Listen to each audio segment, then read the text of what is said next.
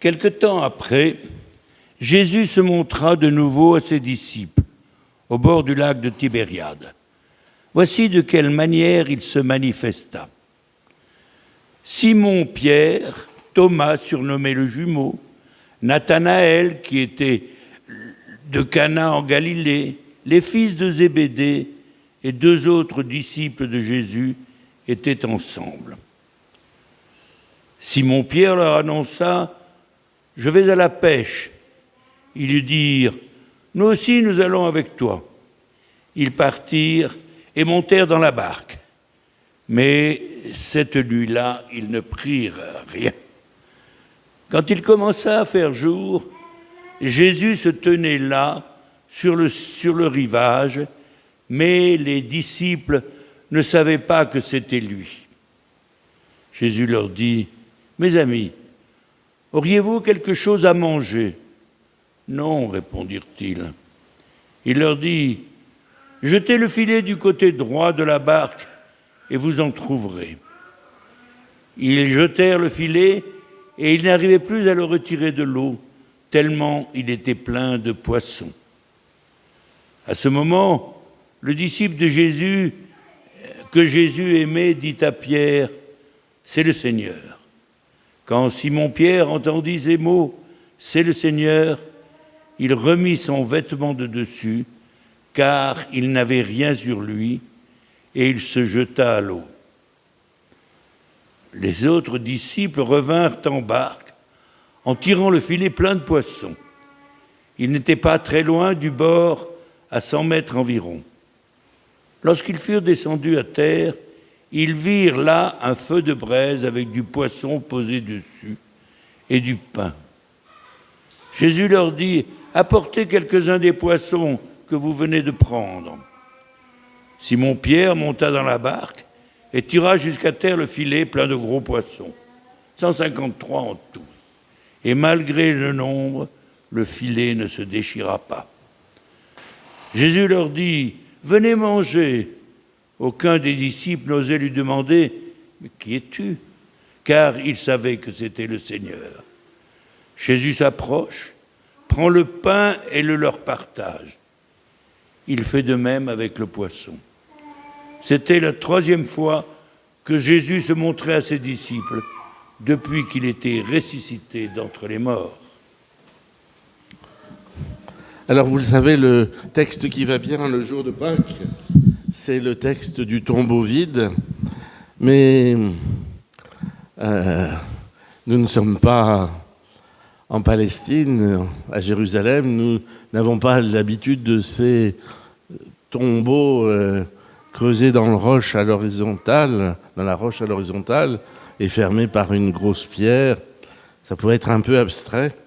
Par contre, nous oublions souvent Jésus et nous ne savons pas quoi faire, quelles seraient ses directives, et du coup, nous reprenons notre vie faite de, Pascal aurait dit, de distraction.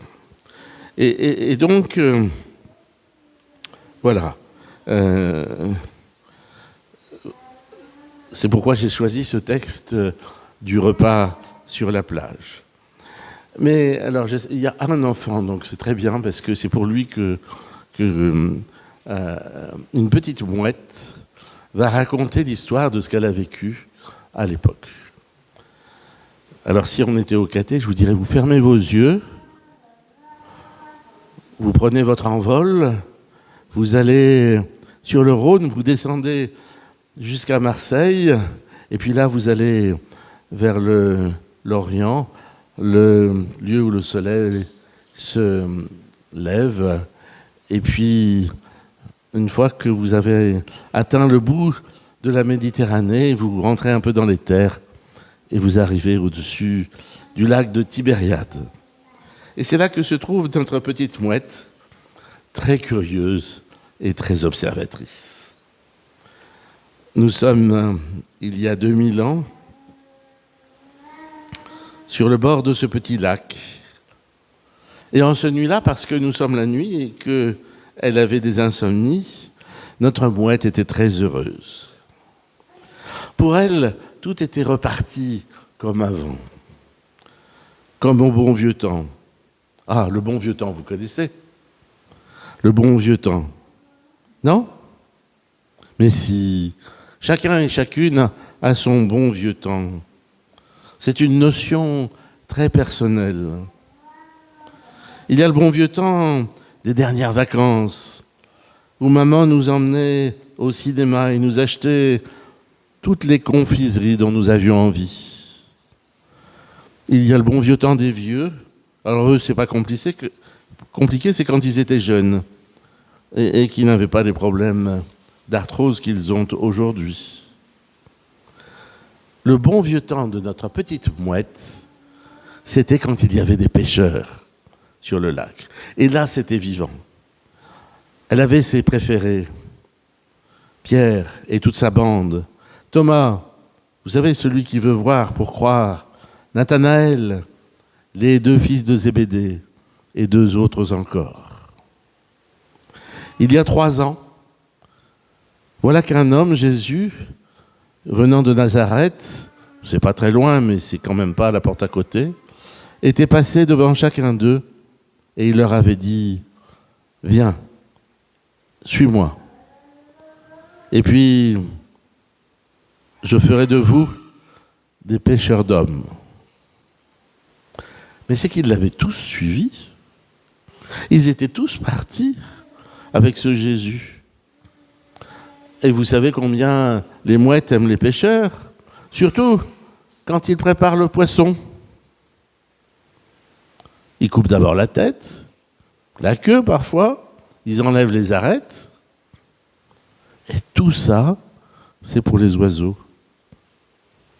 Alors avec le départ de Pierre et sa bande, la petite mouette curieuse, il lui avait fallu qu'elle aille elle-même à la pêche. En fait, c'est juste fatigant. Et aujourd'hui, les copains du pêcheur, ses copains pêcheurs, sont de retour comme au bon vieux temps. Ils sont à nouveau à leur point de départ, comme si rien n'avait changé. De retour en Galilée. En fait, la petite mouette sentait bien que quelque chose avait changé. Ils avaient suivi Jésus avec enthousiasme, puis celui-ci, condamné à mort et crucifié, n'était plus avec eux. 3 jours après sa mort, le tombeau était vide. Alors, un exploit extraordinaire était né ce jour-là, le jour de Pâques. Jésus était ressuscité. Il était d'ailleurs apparu 2 fois à ses amis pêcheurs, même que Thomas n'avait pas voulu le croire. Et puis, vous savez comme c'est, la joie formidable de la résurrection retombe. Les jours passent. Personne ne sait quoi faire. D'ailleurs, que faire? Pierre et ses amis du lac de Tibériade étaient bien embêtés. Alors un jour, Pierre a dit, on s'y remet. On reprend notre métier de pêcheur sur le lac. Et ils se sont tous remis à travailler leur ancien métier. Et donc, pour notre petite amie, tout est pour le mieux.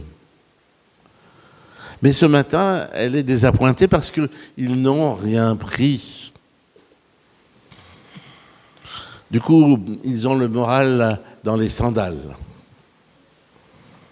Oui, à l'époque, il n'y avait pas de chaussettes, donc on ne pouvait pas avoir le moral dans les chaussettes. Ils sont dans leur barque au milieu du lac et puis, bon, ils rentrent. Pas de Jésus pour dire quoi faire, pas de poisson, rien à vendre, rien à faire pour tourner la boutique, faire tourner la boutique. Leur vie est vide et sans intérêt.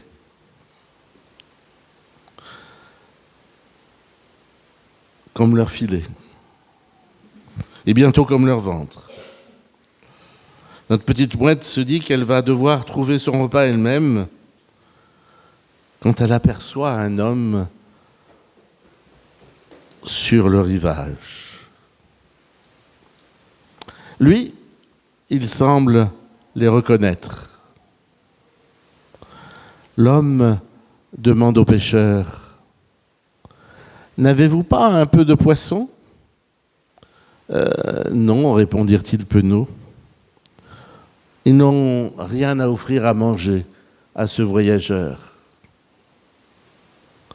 À ce moment-là, l'homme leur dit cette parole, « Jetez le filet droit, du côté droit, le filet du côté droit de la barque, et vous trouverez. »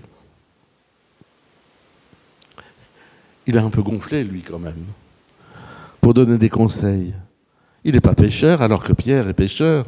C'est son métier, c'est un professionnel.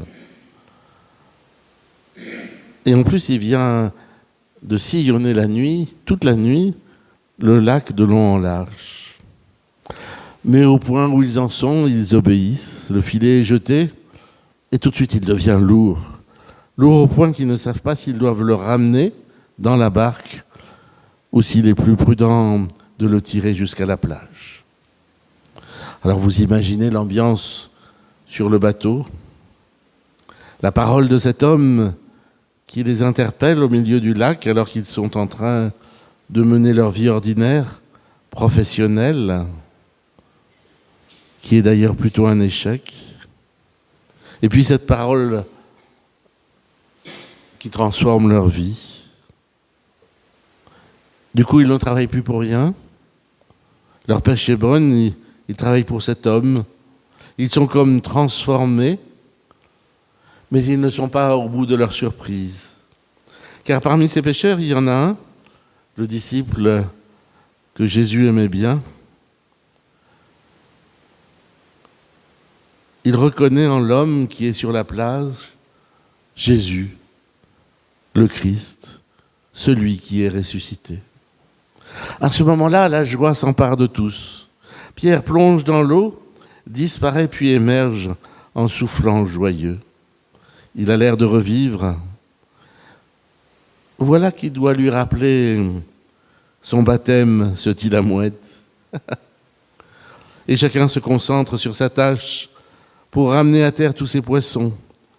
Le filet est plein à craquer. Rendez-vous compte, il y a 153 poissons, c'est-à-dire vraisemblablement plus d'habitants qu'il y a à Capharnaüm.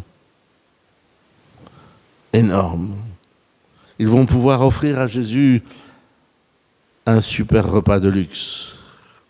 Ils vont pouvoir vendre au marché de quoi mettre de l'argent de côté. Ils imaginent déjà ce qu'ils vont faire quand ils se retrouvent vers la plage et voient que le repas est déjà prêt.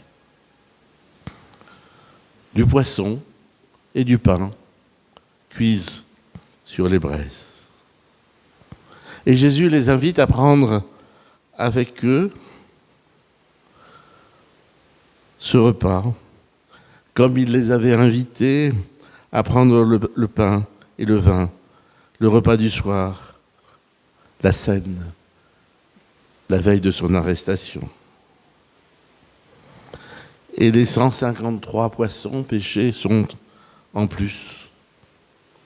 Jésus n'en avait pas besoin pour les inviter à manger. Il représente un don surabondant, une grâce surabondante. Et c'est sans doute cette grâce surabondante qui permettra aux disciples d'entendre à nouveau cette parole de Jésus. « Suis-moi ». Cette parole, ils l'ont mise en pratique, puisqu'aujourd'hui, l'histoire du repas sur la plage nous est parvenue. Mais l'histoire ne s'arrête pas là, car la petite mouette m'a laissé une série de questions.